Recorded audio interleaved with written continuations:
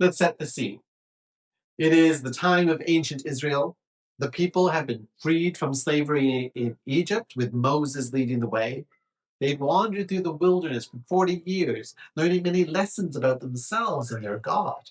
And now they have reached their destination, poised on entering the promised land. Moses, now an old man, gathers the tribes before him for one final speech. He knows his time has come. He will not be walking into that promised land and will soon hand over the reins to his disciple Joshua. In his final words, Moses presents an option, two paths: path of life and prosperity, or the path of adversity and death. Choose life, he says, so you can live a long life, loving the Lord your God in the land sworn to your ancestors. Choose God, choose life. If this sounds a little familiar to you, it might be because of the way that Joshua later rephrases it. Joshua takes over the command of Israel. He leads them into the promised land as well as into many battles that ensued.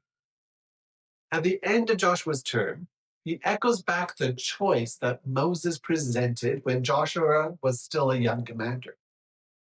Words that must have reverberated in his own life. Gathering again all the tribes, Joshua says to them, "You need to choose.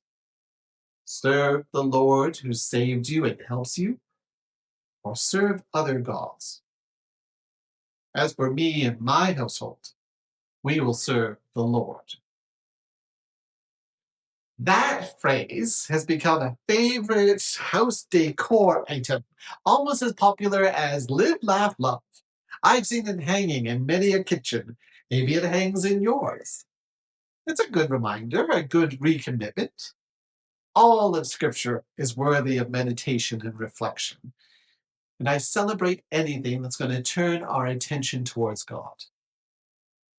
My favorite version of this was posted by a Lutheran pastor of mine. She saw it hanging in a bakery in Camrose.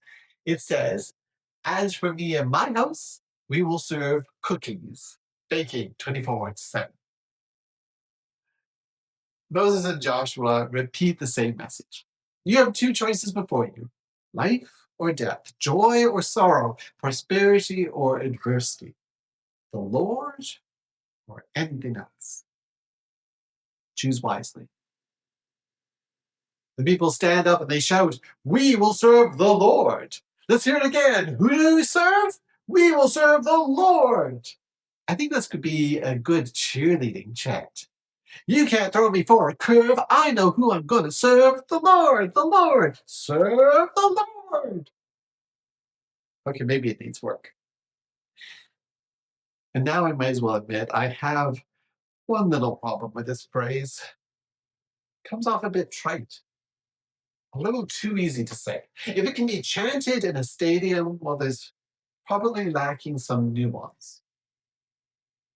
The way Moses and Joshua asked the question makes the answer obvious. Who are you going to serve?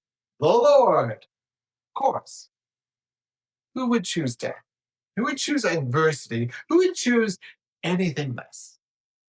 We thump our chests, bragging that, as for me and my household, we will serve the Lord. But that was always the easy choice. It's as virtuous as saying, I choose love, laughter, and life. I thumbs up that choice. But choosing it wasn't really anything special. I think the bigger question is, when presented life or death, why would anyone choose the latter? How is it possible anyone would choose adversity and death? And could I someday make that wrong choice? You see, I think we actually choose death far more often than we realize. We pick the harder path again and again. We imagine that the choice is going to be easy. We like joy, we like happiness, we like fulfillment. When given the options, we'd always pick the good, right? Right? But we don't. Sometimes we find ourselves in, say, that perfect job, But we feel like a fraud the whole time, and the stress of the imposter syndrome causes us to burn out. Or we're on vacation, but stressed the whole time about things we'll have to do when we get back home, damaging that valuable time we have to relax with our family. Or we find someone who seems perfect for us. But when love gets too real, we run the other way so fast we forget to pack our underwear. Okay, maybe I'm speaking out of some bitterness here. Sorry. We have joy right in front of us. Something stops us from choosing it. We struggle to embrace life. We fall back on death. These are the feelings I often get at the start of September. I love summer so much. I love swimming and gardening and festivals.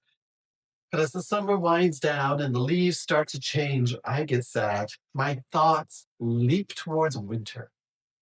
I've got 2 more months to enjoy before we are hit with our first snowstorm, but I'm not the pumpkin spice latte sort of man. I don't embrace autumn. Instead of enjoying the moment and the wonderful things that fall has to offer, I'll spend September and October grieving the summer and dreading the winter. That's a choice, a choice not to enjoy what's before me, not to be grateful. And that choice makes the seasons harder than they need to be. I grudgingly put away my paddleboard and close up the garden. And while others are frolicking in the leaves, I am stewing in grumpiness. I make it harder on myself. Now, this is just a silly example, but if I do something like that with the changing of seasons, do I do it elsewhere too? How often have I overlooked the good things right in front of me and made my own life harder? Here's some more silly examples. I love to read, but so many nights I disappeared with me just staring at my phone instead. I know the phone depresses me. I know it's not good and it keeps me from doing what I love, but I choose it again and again. Or I like to cook. I really enjoy it. I'm good at it. But since I'm locked into staring at my phone anyways, I use it to order delivery. I'm ordering unhealthy meals of lesser qualities. Sometimes they just feel like death in my mouth, but I choose it again and again. I love being out with friends and part of a community. But every so often, old social anxieties rear their heads, and I choose again to stay home, curled up in bed.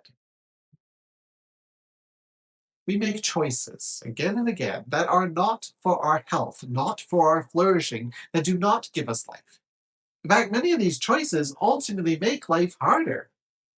I know that exercise will literally give me more years to my life, but I'll choose to stay on the couch. I know that social connections will help keep dementia away, but then I cancel coffee with friends. I know stress and anxiety will lower my quality of life, but I choose to stay tuned into manufactured outrage on cable news. They are not healthy, life giving choices, they are the opposite. But how many of us are choosing them? If we make bad choices with the little things, how much more do we do it with the big things? Are we doing it possibly with our faith? As for me and my household, we will serve the Lord is easier said than done. Moses poses the question because he knows the choices that Israel has made in the past. And having led the people into the promised land, Joshua is even more convinced that they're going to make a bad choice. He has seen them choose the wrong thing again and again. When they tell them that, oh, they will serve the Lord, Joshua responds, you are witnesses against yourselves that you have chosen to serve the Lord. Let it be on their heads when you later choose to serve something else. I know we want to serve the Lord. I know our hearts are in the right place. But when things get scary, The cushion of a fat bank account brings comfort. When we're called by God into new directions, we'll ignore God's road signs and pick a bumpier path. When challenged by God to change and grow, we choose to stay put and just rot on the vine. It's not that we're good or bad or weak. Please don't be hard on yourself. Let's dispel any illusions that we would act any better than ancient Israel. We struggle with this just as much as they did. But this is the starting point. If we want to serve the Lord, it starts from a place of humility, a recognition that it isn't going to be easy. It's not a slogan to be pinning on your wall as if you accomplished it. It is a promise you make to yourself every day, a reminder that you need to admit when we walk with the help of God. We can't do it alone. It means confronting difficult truths and challenging the patterns of thought and behavior that led us to choose adversity. We can indeed serve the Lord, but we need to go into it honestly, knowing that it's not going to be easy, trusting that God will guide us through it. But also take encouragement in this. We do not choose life on our own. Christ has already chosen us. The Spirit walks with us when our steps falter. God's grace lifts us up when we stumble into paths of death. The promise of Scripture is not that we will always get it right, but that God is faithful even when we are not. The invitation remains fresh every morning. Choose life today, in this moment, the small decisions and the big ones. When you do, you will discover that God has already chosen you, already prepared the way, already given you everything you need to live fully in love.